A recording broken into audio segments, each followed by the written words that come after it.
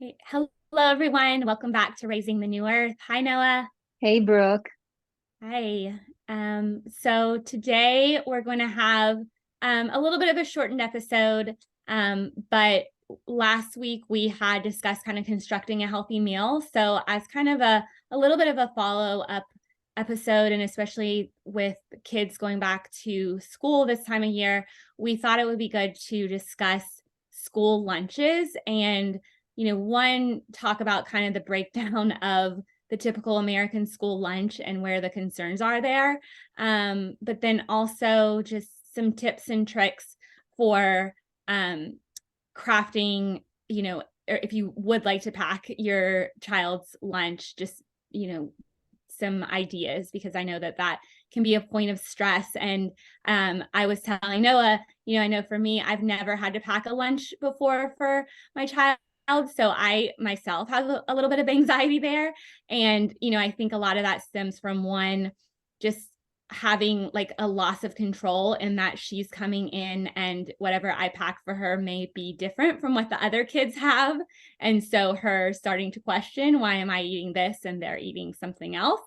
And then the other stress of just, being able to find things that they're going to be eating hours later, so it's not coming right from the fridge, and just keeping it appealing to them. So just kind of talking through some of that. And I think that this episode, I'm really looking forward to it too, because I know Noah will have some great tips. But I guess, like, before we get into the tips, I think it would be great to kind of break down what we're dealing with an American school lunch. And it's actually kind of sad, some of the facts and statistics. So no, I'll kind of hand it over to you of, where you see the lunches in school, and yeah, the Yeah, problem. so I'm just gonna read you out loud the menu that is available online for any school district. So in our school district, and I'm talking about public schools, not charters or private schools, but here's their menu. Monday, cheeseburger sliders, PB&J sandwich, chips, and then seasonal fresh fruit and veggies. Enchiladas, bean and cheese burrito, upside down day, yay, waffle breakfast bowl with turkey, sausage, homemade grilled cheese. I have never seen anything homemade in our kids' cafeteria ever. So this homemade is no, gotta go. And then on Yeah. Wednesday, let's have some chicken nuggets, tater tots, because we can't have enough fried food for our kids, chips, and then some veggies. Then you have nachos with cheese, and why end with cheese when you can add some meat to it? And again, homemade grilled cheese, whatever that is. And then Friday, of course, we have to do Pizza Friday. Whole grain cheese pizza, okay. Crispy burrito, because again, plain is not enough. Cookie, because we have to end on a high note. So this is the American average school lunch, as opposed to if you do a quick Google, which is really fun, school lunches from around the world. I'm just going to give you an example of what they give them in Paris. In Paris, they give them pike fish, green beans, and Paris mushrooms, public school, right? Another school, they give them rice, salmon, ratatouille, a slice of bread, a salad with celery and carrots, an orange. Then they have Buenos Aires. They got potatoes and empanada with a thin slice of meat. Argentina, rice and chicken Milanesa. In Spain, vegetable soup, veal with salad, a piece of bread, and orange bananas and water. It goes on and on and on and on. And even the pictures are amazing because we know there's no homemade nothing in our school system. No one is homemaking it at all.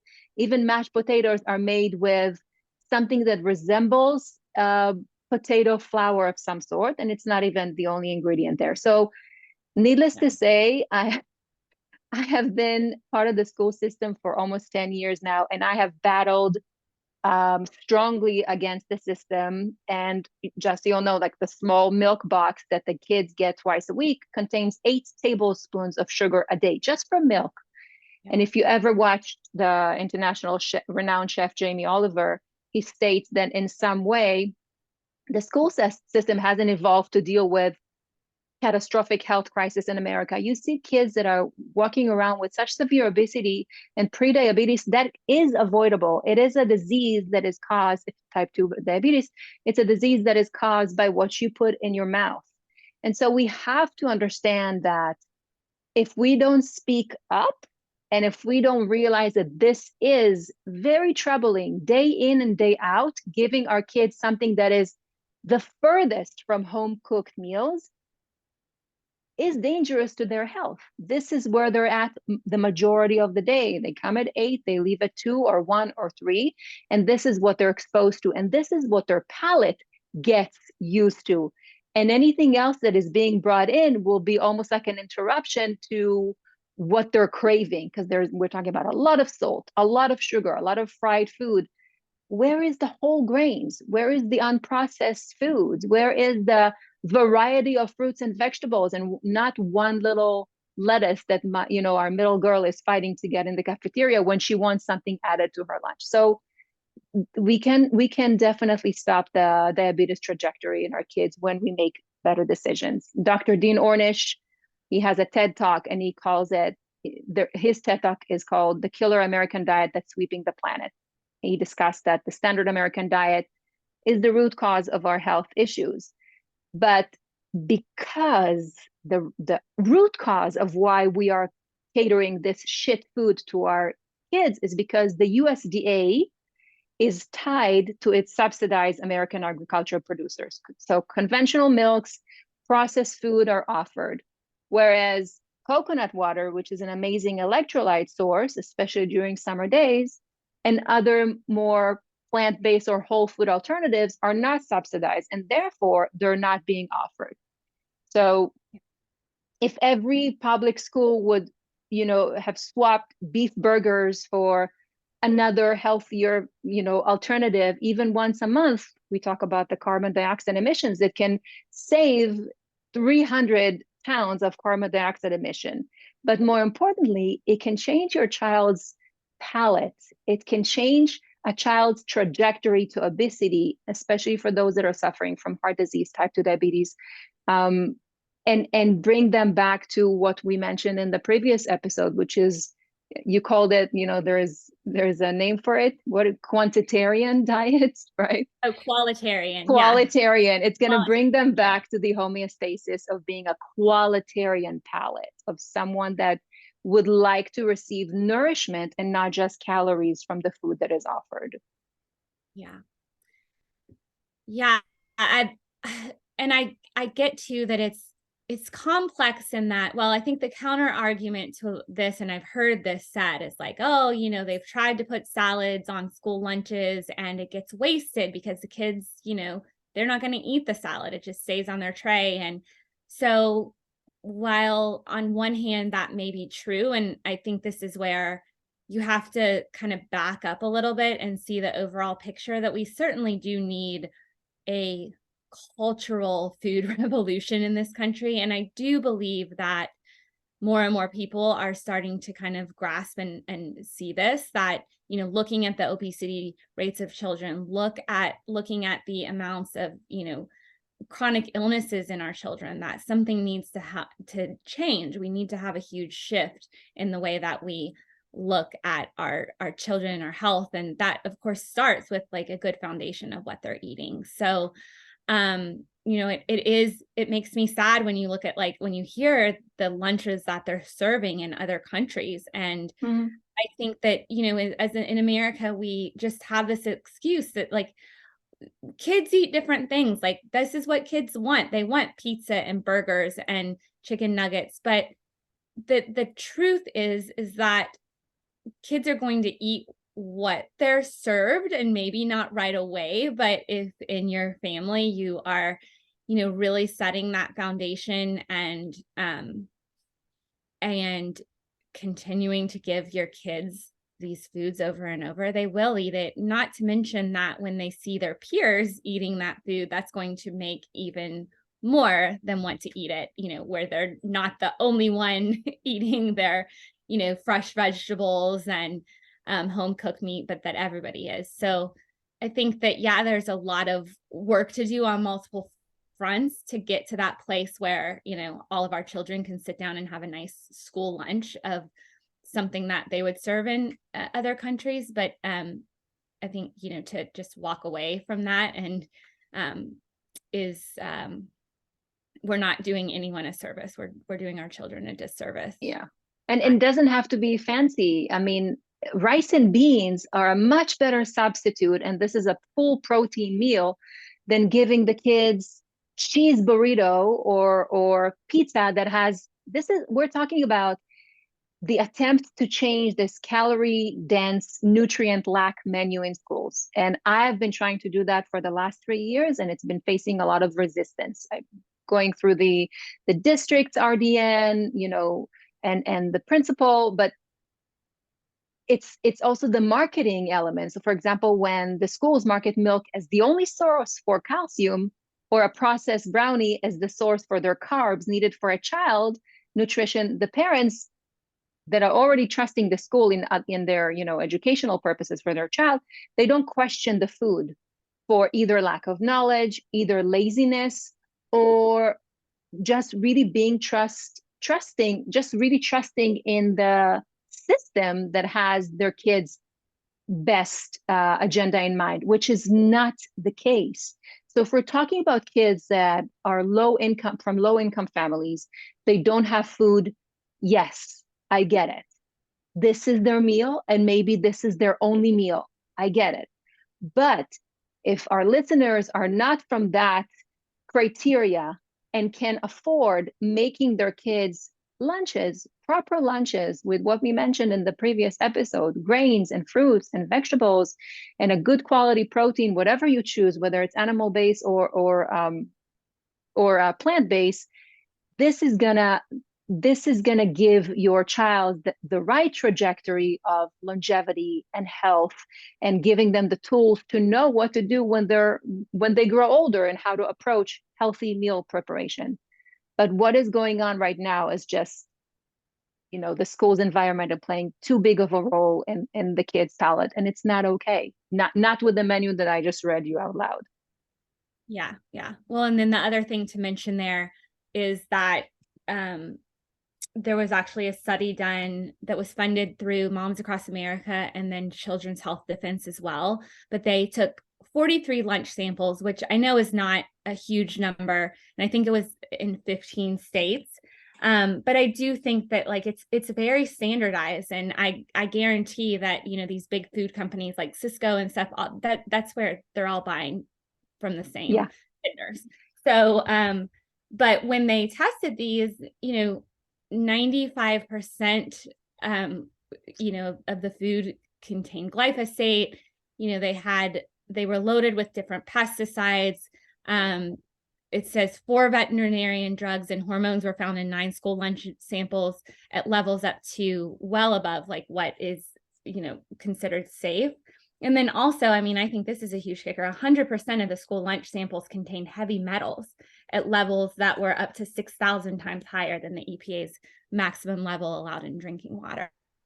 So, it's one thing, like the kind of nutrients or lack of nutrients that are in our food, but then not only that, we're pumping them with these huge amounts of carcinogens and heavy metals, and that's just not okay. So, I think, it's for our listeners, I think, to put that back in your hands. It is like packing lunch is the way to go, but it is still important, I think, to spread this awareness, because as you mentioned, there are many kids who that is their only way to get their meals is through this school lunch program. So it's doing our kids a huge disservice to have this abysmal of food that is being served to them.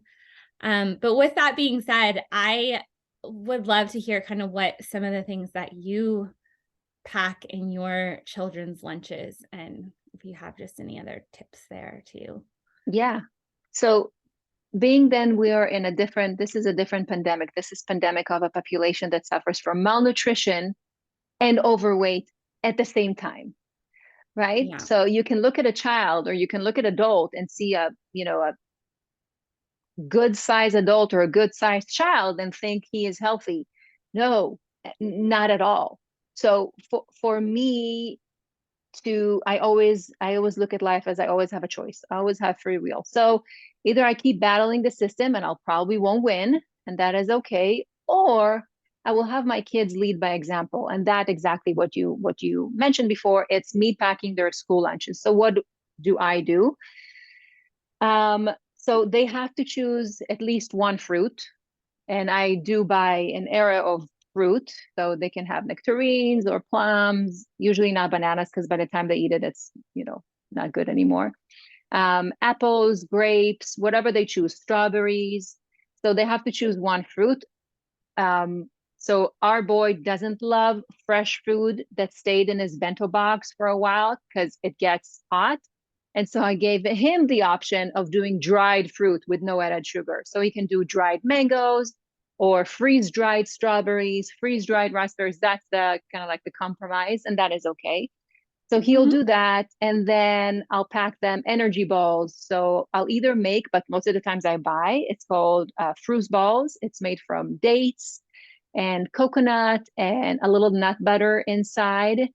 It's all natural ingredients, and it gives them the boost that the brain needs because they need that focus. I always make sure that they have something like dates or nuts in their, if the school allows for nuts in their school and their bento box. Now this year we started sandwiches, so I either make, or most of the times I buy high quality bread, and they can do whatever they can. They make their lunches this year. So they make Oh. their lunches. So they get to choose, but they know from which criteria they get to choose from. And Mhm. this year I also send them to school with thermos with food that I made earlier this week. So it can be pasta in marinara, it can be like a good quality meat with some ketchup on the side. It can be a sandwich, whatever it is. It could be whatever they want. But at least I know that this way they had a substantial meal. And so when they come back home, they're not completely starving because they didn't have anything, to get filled up on, which was the case last year. Last year, I gave them all vegan snacks. It was horrible, but I learned. And this year, it's like, okay, let's just focus on, let's Yeah. compromise. Let's Yeah. But I think that that's where I'm so glad you said that and like ran through all that too, because I could see myself getting, and because I see this at home, I'll just start giving her these snacks, and they're healthier snacks. But Yeah. sometimes I need to recognize like, okay, let's back up. And often too, it's like they aren't that filling. So to be able to get like a nice filling meal is good. What about drinks? Do they just do water? Will they just do water or? So as we know, I think we did an episode about water. So the water is not going to be hydrating for summer days. So sometimes I'll squeeze some lemon and spread some, Celtic sea salt or Himalayan salt for their thirst to replenish. And sometimes I'll go for 100% juices. Like they sell pineapple juice, 100% squeezed pineapple in a little can. I'll do the same for apple juice. I really believe that they need their brain to function in its optimal state. And I know that some parents are against juices, but when it's 100%, they actually need it. So for me, this is another way of them getting the fruit. I'm not concerned about the fiber. They get fiber from the other food. They're not lacking fiber. Right. Yeah. And also I'll give them the fruit in pouches or fruit rolls. So again, 100% fruit. So, Mm-hmm. right, different approaches to the same agenda. I need them to get fruit and I need their brain to function optimally. So I'll find ways to sneak it in. Yeah. That's well, and I mean the brain needs, I mean, glucose to Yeah. run. So yeah, I Yeah. think that oftentimes we forget like there's very big difference between getting sugar from like natural fruits. I mean, yes, I get, at the very, when you boil it all down, sugar is sugar, but they're getting that sugar versus some high fructose corn syrup Yeah. drink. That's a big difference. Yeah. Yeah.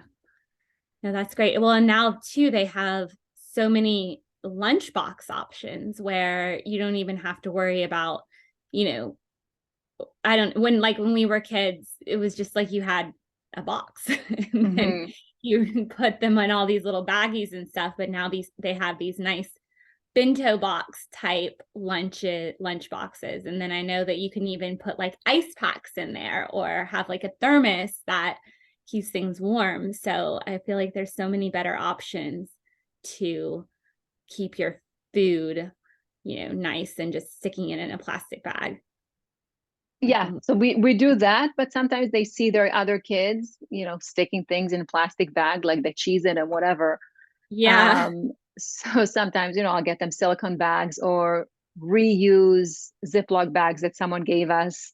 I'll clean Yeah. it up, I'll wash it, and then I'll give it to them. So, but eh, you said something in the beginning, how, a child doesn't want to feel different.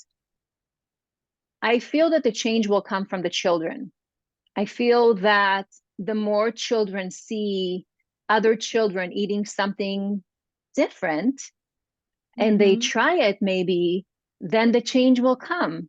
When we have play dates and we have kids over, we already have kids that are asking their parents to make whatever I made for them. And it's something basic, but Yeah. you're like, oh my God, like, because I'm not going to order pizza for any play date. It's not going to happen. You'll never see it in our house. It's not going to Mm-hmm. happen.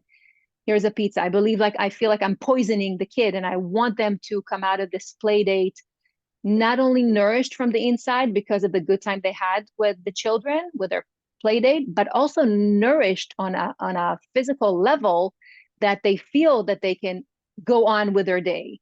So whatever it is, they'll go back to the house and they'll tell their parents what they ate. And it's great. Lead by Yeah. example. Yeah. Well, yeah. And I love that too, because I think that's like when I say that, I need to remember too that like that's such a learning opportunity for our children, our child. You don't have to be like everyone else. And Yeah. I think that the more that you can encourage, it's okay to eat different things, and also it teaches them like they can be the leader. They can show other children, what it's like to, that you don't necessarily need to have the Cheetos, that there's other good foods. And I know we've talked about this before, like when they start recognizing that certain foods make them feel certain ways, then they begin to start recognizing that, they feel better when they're eating the good food. So it's not always perfect. And I'm sure like when I send my daughter off, like maybe she'll trade. I remember trading things at our school lunches, but it's okay, like because you don't have 100% control. But when you set them up with that good foundation, like you just have to trust that like they're gonna most of the time make those choices and you're setting them up as best you can. Yeah. And sometimes I'll send food, like, the kids love seaweed. So I'll send an extra seaweed or extra dried mangoes for their kid who tried it and now loves it. So I'll send Yeah, double of that, yeah, you know. yeah. And it's teaching your child like be generous. Here, share your Yeah, share your healthy food. Yeah. that's But you right. yeah, yeah. Oh, I Yeah. love that. Yeah. And you Yeah. mentioned trading. It's funny because growing up in Israel, I was sent to school with a pita bread and hummus, or pita bread and chocolate. Now, I had Yeah. celiac that my parents didn't know about, and I didn't know I had celiac. I was in pain every time I ate anything that had to do with gluten, and I didn't know. No one knew, like, back then. You're So right. I Yeah. rem- so I remember going to school with that pita bread and chocolate, and I had a friend there, and she had homemade, gluten-free, like nut-filled bread that her parents made because they were raw foodists. Now I know they were raw. I didn't know what the heck they were. I just knew I loved their food. Right. And Yeah. they put like a veggie patty that they made from black beans. Every single recess, my friend was waiting for me to give her my pita bread with chocolate to trade for For her black raw bean. food black bean I patty. love it. Makes sense of where you are now too. Like, yeah. Yes, I knew what my body needed back then. 100%. Oh my Yeah. gosh. Yes. But so I'm sure though, growing up in Israel, like the school lunches too? Like, did everybody pack their lunch, or did they have like a school lunch that you could buy? And do you remember like what it was? So you can, so there was falafel and schnitzel, lots of salads everywhere in Yeah. Israel. Uh, when you mention salads at the cafeteria and kids don't want to eat it, it shouldn't be the case if you present it in a way that you love it. Even, Mm-hmm. I mentioned in one of the episodes that they had a milestone celebrating party of some sort last year, and I offered to bring fruit cups, and the teacher said, don't bother with fruits because they didn't eat them last year. I said, well, they didn't make them the way I'm going to make it, and I'm going to make it with love because I love fruits. Yeah. And everybody finished the fruit, and she was amazed. Well, if you don't like fruit, you will not know how to present the fruit in a way that it will be loved and devoured by the kids. Same thing with salads. If you're going to put 2 pieces of lettuce, forget it. No one wants to eat it. Make it fun, make it bright, make it vibrant, put the dress, make it in a way that they will want to eat it. And you don't have to have just salad, have some broccoli, have whatever it is, make it with love, and they will love that. Yeah. No, yeah, that's such a good tip. And the fact too that you said even with your kids preparing their lunch, one, it teaches them to be responsible, but also like when they're the ones that are preparing it and have some like choice within, a kind of a structure of what they can have, then they feel more in control, and I think makes them more Yeah. want. And also going back to like whatever salad and or fruit that is being served to our children, I guarantee is nothing even close to fresh. It's probably been Yeah. like, I know, especially the fruit, it's probably been previously frozen. It's all watery, like not fresh. And I wouldn't want to eat that fruit either. So Yeah. Like huge where is difference. the love? Where is the Right. love? Exactly. No, that's such, I think that like that, and we talk about this at IIN. I remember there was like the nutrient of love, and like when Mm-hmm. you eat like home cooked meals, and there's it translates into the food, and Yeah, so that consciousness and intention of the person that prepares it. I mean, it's like you can't have a plant-based chef if they don't enjoy eating plant-based dishes. Mhm. It's like, how do you, and I've had that battle with the eating disorder facility that I work for. Same thing. Like I used to discuss the chef about the women there wanting to have more salads and not just a few pieces of cut lettuce. And the conversation was really hard. I had to I had to go on Google and have some, screenshots of what salad can be and giving the chef back then recipes of how to make it fun. There's a ton of different salads. It's not all just lettuce. Yeah, right. Yeah. All of that comes through in the food. Yeah, all of it. Yep. Yeah. Anything else? Any other tips or last parting? I mean, yeah, just there's so many other things that we can do better in our school lunches, from, offering chili, or like we said, rice and beans, or falafel, or vegetables with hummus, or, pasta, homemade pasta, really mashed potatoes, not just powder in a bag that came and the potatoes are the sixth ingredient.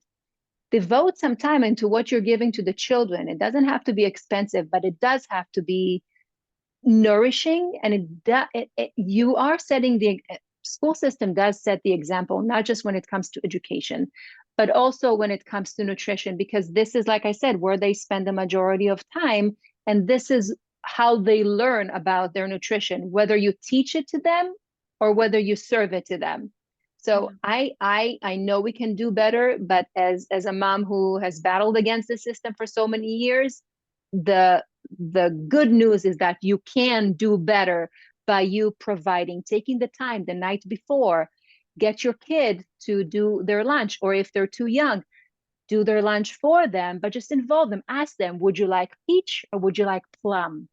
Or would you like a carrot or would you like cucumber? Just give them 2 options they can choose from, and they will feel that they're active participant in their health journey that will be forever. Yeah. Yep. I love that. Such good advice. Yeah. Well, yeah. On that, I think we covered it. Hopefully that was helpful. Just kind of understand like the what we're dealing with when we're talking about school lunches. And then, yeah, I think those were all such good tips. So yeah. Thank you, everyone. We'll see you next time, next week. Next week.